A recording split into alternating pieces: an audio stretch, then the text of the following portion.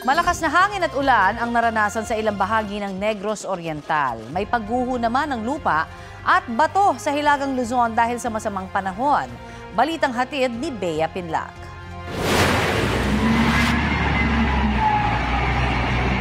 Nagsagawa ng clearing operation sa ilang kalsada sa Barangay San Juan sa Santa Pracedes, Cagayan.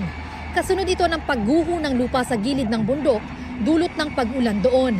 Nalinis na rin ang mga humambalang naggumuhong lupa sa ilang kalsada sa Barangay San Miguel. Sa Tuguegarao City, ilang kalsada tulay ang hindi madaanan dahil sa pagbahang dulot ng malakas na ulan.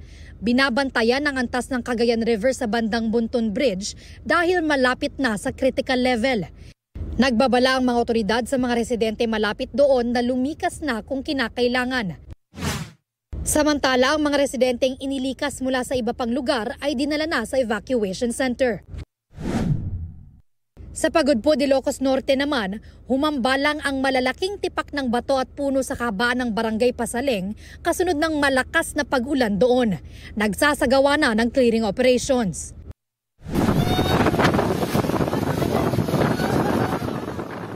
Naranasan din ang masamang panahon sa Pantawan People's Park sa Dumaguete, Negros Oriental. Nagtago ang ilang medik sa ilalim ng tolda dahil sa lakas ng hangin na sinabayan ng ulan. Sa isa pang video, nagliparan na ang mga canopy at nawasak. Pansamantala ring nawala ang supply ng kuryente. Ayon sa Pag-asa, ang masamang panahon sa Dumaguete ay dulot ng localized thunderstorm. Ang pag-ulan naman sa Cagayan ay dahil sa shear line. Bea Pinlac, nagbabalita para sa GMA Integrated News.